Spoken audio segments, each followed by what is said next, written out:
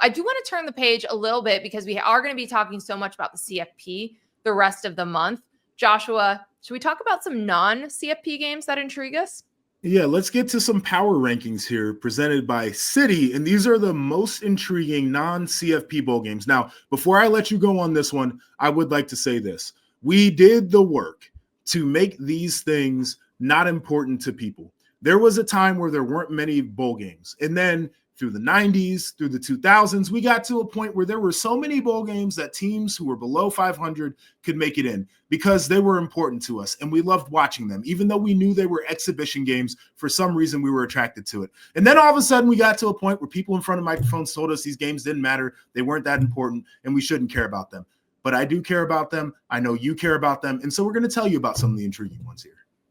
Okay, so number one, there was no question. It was going to be the Pop-Tart Bowl. We'll have a piece on NBCSports.com next week outlining how they're trying to top themselves. Like, this is a bowl that had an edible mascot that we all wanted to see how they're going to eat the Pop-Tart, how it was going to work.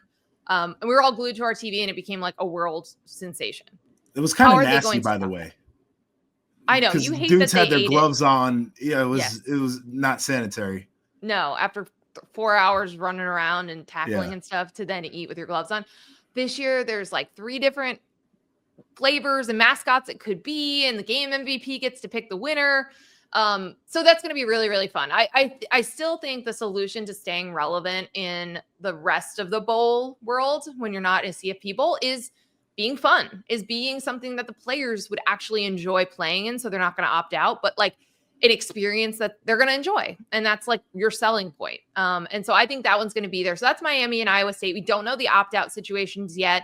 Like if Cam Ward probably not going to play in this game, but he has not. It sounds like it's trending that he might give it a run here. Yeah. That just from what I've been hearing, like it sounds like he kind of wants to play. So I hope that's the case. I need him to be the MVP to determine the Pop-Tart flavor. Like I think Pop-Tarts needs that too. I think they would love for that to happen. Pop-Tarts definitely needs that. Okay, so that's the number 1 bowl game that I'm excited for outside of the CFP. Number 2, Michigan, Alabama, which sounds like a great game. It was the Rose Bowl, a national semifinal game last year. These teams have had their ups and they've had their downs this year, to say the least. Curious to see if Alabama, like how they respond to being the first team out of the bracket.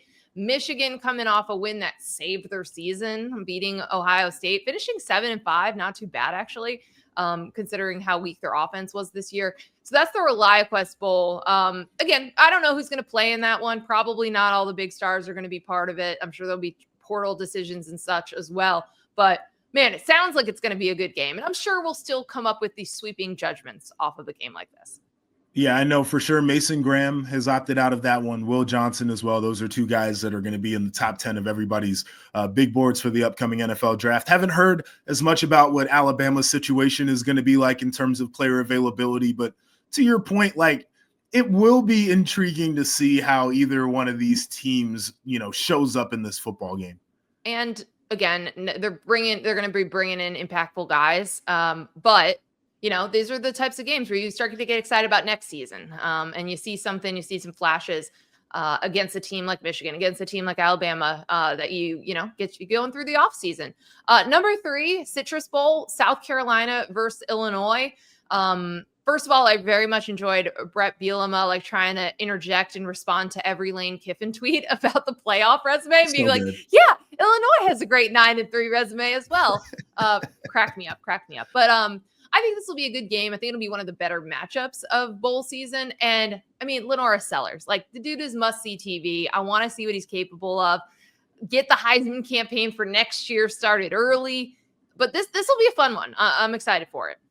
Yeah, I also think these are 2 teams that would tell you that the bowl games still matter and that are excited to be competing in this game. I mean, South Carolina, the year that they put together, and we were talking about them toward the end of the year as a dark horse. We thought that they played their best ball late. And for Illinois, like an opportunity to get the 10th win this season. And I think Brett Bielema is a phenomenal coach. He had those guys ready to go just about every week. Like I think these are 2 teams that are going to compete like this game counts for something because to them it really does. 100% agree.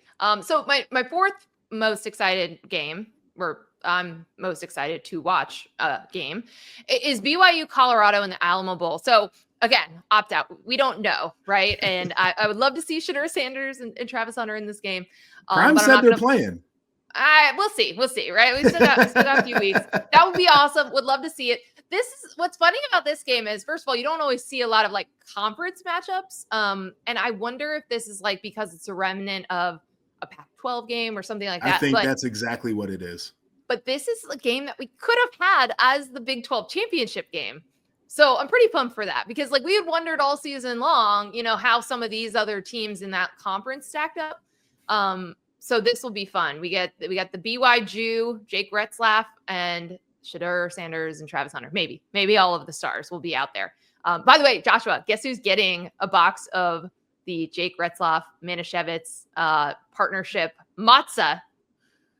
I knew once you sent the screenshot of the email in the group chat that you were on the mailing list. Yep, I'm getting it. I'm very excited. Very excited for it. Right in time for Hanukkah. Yes. It'll be great. Okay, and then my fifth most anticipated game, Las Vegas Bowl, Texas A&M, and USC. Because one of the other things that I like to look for in bowl season is angst. Mm-hmm. And I feel like there's a good amount of this on both sides. With Texas A&M, which had so much to play for, and they did not compete against Texas. So they did not play for an SEC title. They did not make the playoff. Their highs were pretty high, but their lows were pretty low this year. And then USC, we've talked so much about how things just are regressing under Lincoln Riley. Miller Moss left. He'd been not named the starting quarterback anymore, but there's just like a lot of, I think, turmoil there is maybe the right word to say. Intriguing offseason ahead for them. And so I just think like in terms of angst and anxiety that people feel about their programs, this one's pretty high up there.